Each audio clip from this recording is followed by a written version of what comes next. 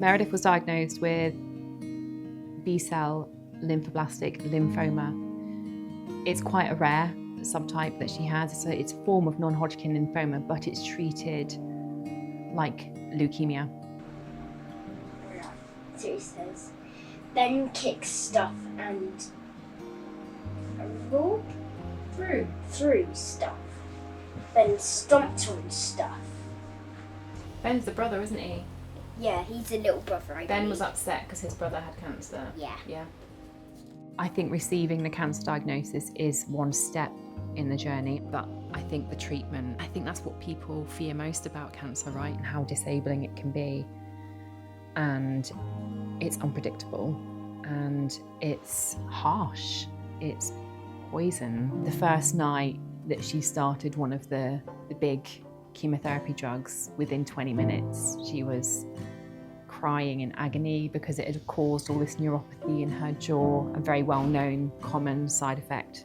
And I found that quite shocking and quite upsetting to deal with. You have the nurses there to help Meredith and to help you, but I just felt like I barely had any time to come to terms with the fact it was going in her body, and then the side effects were so fast. And that was really upsetting because I was on my own with her that night because Stuart had to come home, and then she'd spiked a fever and it was all happening just so fast, and I just thought, I don't know if I can do this. I don't know if I can watch this. And a couple of times I had to step out the room and just gather myself so that I could be what Meredith needed, so not a mess, not a crying mess, but just pull myself together and get back in the room and kind of, you know, be the mum that she needs, really.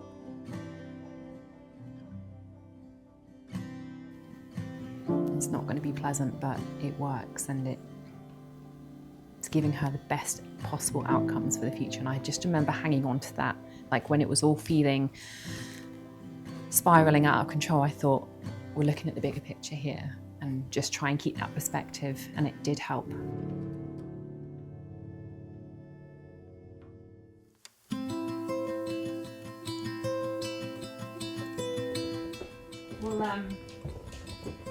We'll show you something that we were given that helps the children deal with the changes that happen to their body. Shall we introduce Ollie the Brave? So this is Ollie the Brave. Ollie the Brave is something that's given to them by the play therapists on the ward when they're diagnosed. We were kind of told to expect in a couple of weeks that her hair would fall out, but not Meredith. Not Meredith. The majority, I mean, if not all people will lose their hair due to the chemotherapy treatment. In this book, they go over that and kind of try and prepare the children for that. We dyed it like all the bright colours and rainbow colours, and we kind of celebrated that.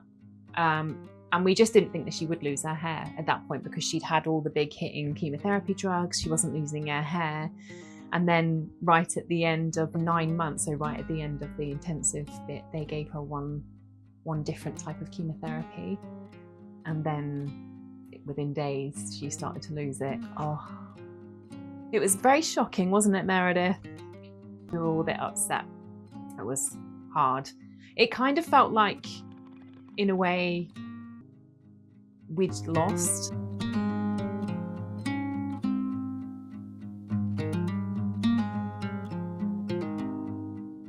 It was kind of like the fact that she had kept her hair, we kind of felt like that was one up on us over cancer. And then for it to go and it went so quick, it was a big shock to us. So not unexpected.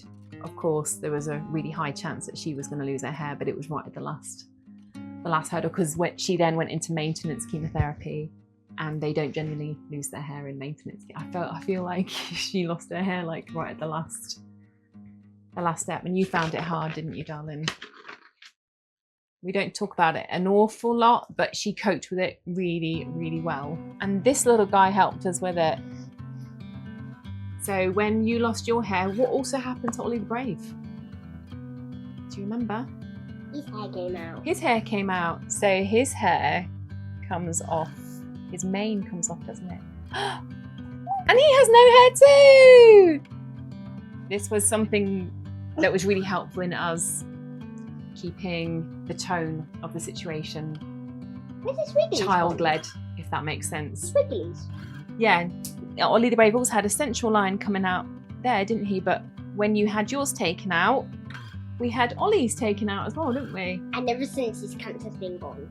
Oh. He's doing really well, isn't he? If he doesn't have cancer, why is his hair gone? We need his hair back now, like you.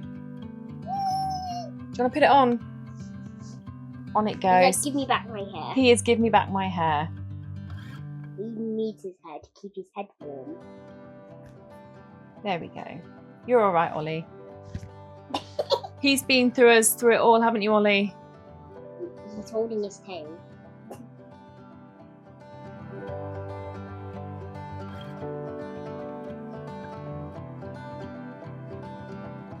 This might be a bit morbid, but I did actually keep her hair.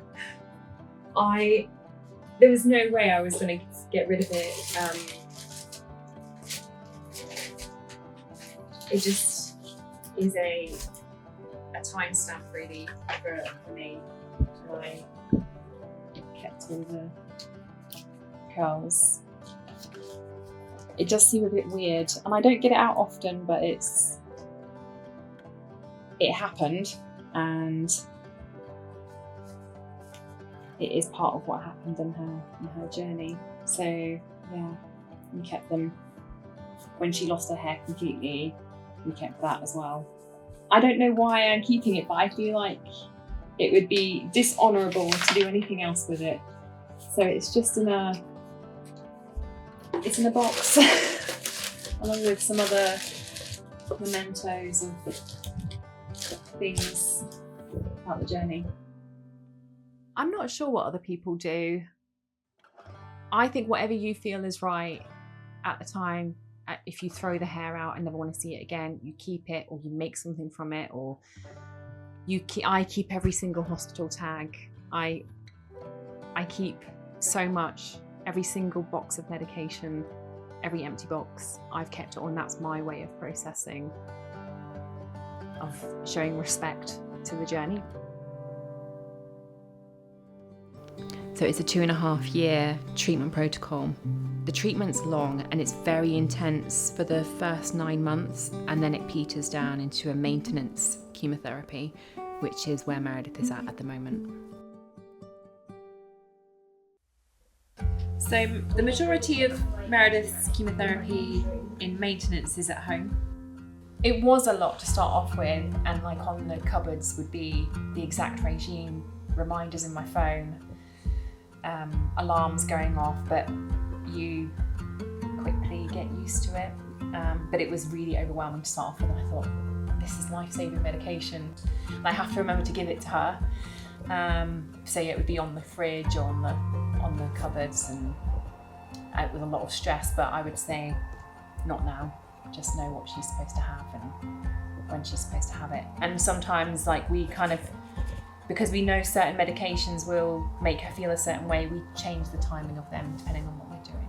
So we try and make it so that we can have as much normality as possible, but she still gets the treatment that she needs.